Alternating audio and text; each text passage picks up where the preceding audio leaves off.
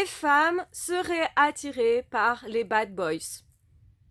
En réalité, pas du tout. Une femme qui veut construire sa vie ne va pas choisir un homme qui n'est pas justement mature, qui n'est pas quelqu'un de fiable, qui crée des problèmes, qui se bat facilement ou qui consomme, etc. Donc effectivement que c'est une idée qui est reçue, qui est fausse. Généralement, on peut être attiré d'essayer ce type de personne adolescente. Pourquoi ça? Parce qu'on cherche le risque, parce qu'on essaye de dépasser des limites, parce qu'on se teste, parce qu'on se connaît peu. Mais en fait, quand on veut commencer à construire sa vie, à avoir une vraie belle relation fiable, on ne choisit pas ce type d'homme du tout.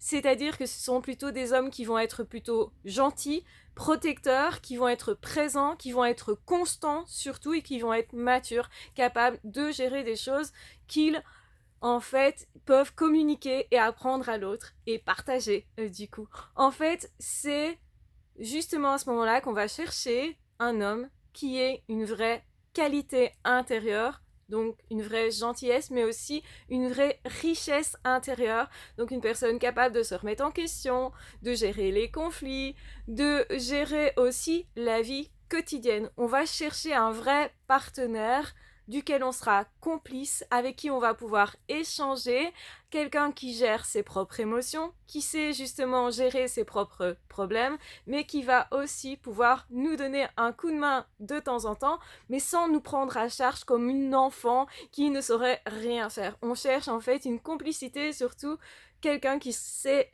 mis au même niveau que nous. Et donc, du coup, il est faux de penser que les femmes recherchent les bad boys, les hommes qui seraient source de problèmes, de conflits, qui se bagarrent facilement, qui consomment, qui roulent n'importe comment, etc., etc. Tout ça, c'est pas ce qu'on cherche. Et moi, personnellement, dans ma vie, j'ai toujours fait partir ou laissé partir les personnes qui étaient comme ça. J'ai toujours eu justement horreur de ce type de personnes. Déjà à l'adolescence, je me disais, cela jamais je ne sortirai avec, même si je ressens quelque chose. Et ça m'est arrivé de ressentir quelque chose pour quelqu'un qui faisait partie d'une bande de garçons qui étaient des mauvais garçons, même si lui était différent malgré tout.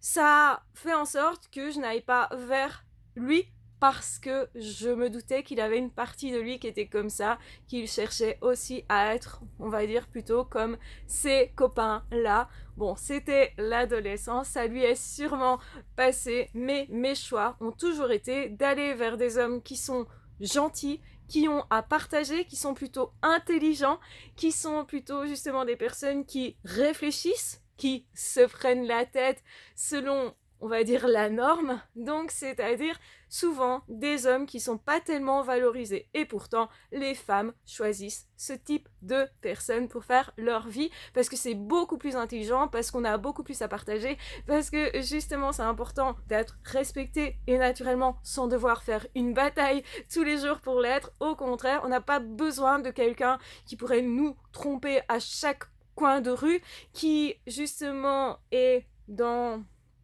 le fait de se servir quand ils vont chez les autres, qui est en fait plutôt centré que sur ses propres besoins. On a besoin dans notre vie de gens qui partagent, qui sont du coup au moins un peu généreux et qui sont là aussi parce qu'ils aiment donner, et c'est plutôt la propriété des hommes gentils.